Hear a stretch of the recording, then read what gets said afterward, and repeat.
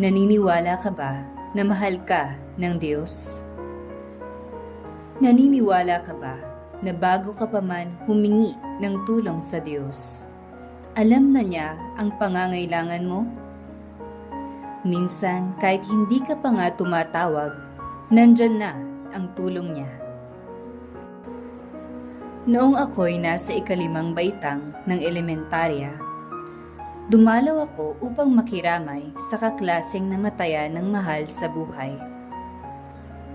Sa aking kalikutan bilang bata, naengganyo akong umakyat sa bakod ng kalapit na bahay nila. Ngunit, mali ang pagkakaapak ko sa aking kanang binti, kaya't nalingat ang aking paa at napilay.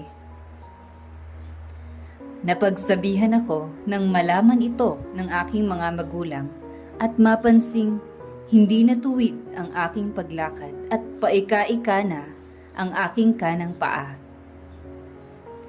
Naniniwala kami na gagaling din ito paglipas ng ilang araw, kung kaya't hindi namin ito masyadong pinag-ukulan ng pansin. Lingid sa aming kaalaman, napansin pala ito ng aming kapitbahay na may alam sa panghihilot, ngunit hindi ito ang kanyang pinagkakakitaan at hindi din niya pinapaalam sa karamihan.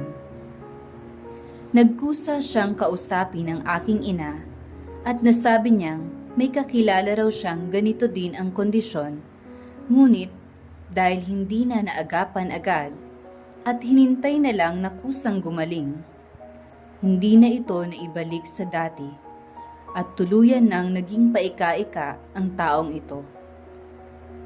Kaya't naisip niya ang aking kalagayan at ako'y tinulungan upang maibalik sa normal ang aking binti.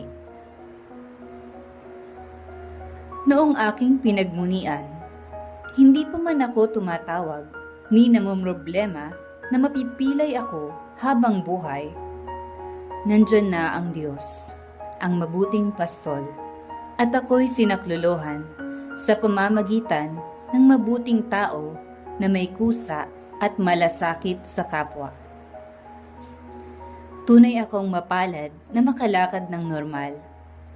Tuwina ko itong pinagpapasalamat at ginugunita, lalo na kapag may mga pinagdaraanan, bilang paalaala na totoo ang Diyos.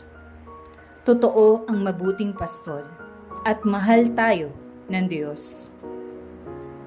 Ngunit, hindi ibig sabihin ito na ang mga pilay at may kapansanan ay hindi na mahal ng Diyos. Mayroong dahilan ang Panginoon sa bawat pangyayari sa ating buhay. Ikaw, may problema ka ba?